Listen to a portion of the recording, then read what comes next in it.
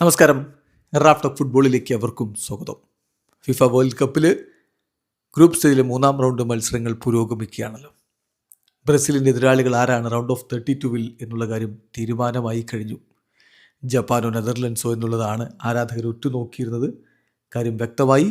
ബ്രസീലിൻ്റെ എതിരാളികളായിട്ട് ജപ്പാനാണ് വരുന്നത്.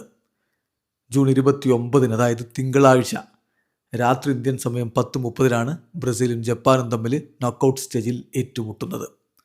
ഗ്രൂപ്പ് സ്റ്റേജിലെ അവസാന മത്സരത്തിൽ നെതർലൻഡ്സ് ഗംഭീരമായിട്ടുള്ള വിജയം തന്നെ സ്വന്തമാക്കി. ടുണീഷ്യക്കെതിരെ അവർ 3-1 വിജയിച്ച് കയറിയപ്പോൾ ജപ്പാൻ സ്വീഡനുമായിട്ട് 1-1 സമനിലയിൽ പിരിഞ്ഞു.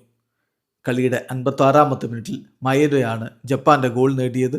എലാങ്ക 62-ാമത്തെ മിനിറ്റിൽ സ്വീഡനായിട്ട് ഗോൾ കണ്ടെത്തി. അവസാന ഘട്ടത്തിലൊക്കെ സ്വീഡൻ വിജയിക്കാനുള്ള ശ്രമങ്ങൾ നടത്തിയിട്ടുണ്ടായിരുന്നു. ഐസക്കിൻ്റെ ഷോട്ട് സുസൂക്കി രക്ഷപ്പെടുത്തുകയായിരുന്നു. ഏതായാലും മത്സരം 1-1 സമനിലയായതോടുകൂടി 3 കളികളിൽ നിന്ന് 5 പോയിൻ്റായിട്ട് ജപ്പാൻ 2-ാം സ്ഥാനത്ത് ഫിനിഷ് ചെയ്തു.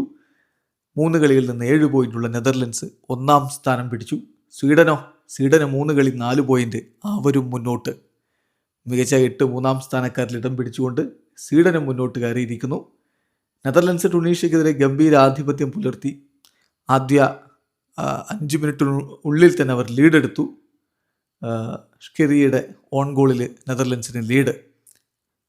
7-ാമത്തെ മിനിറ്റിൽ അടുത്ത ഗോൾ ബ്രോബിയുടെ ഗോൾ പിറക്കുന്നു. ഇടവേള സമയത്ത് 2-0 മുന്നിലായിരുന്നു നെതർലൻഡ്സ്.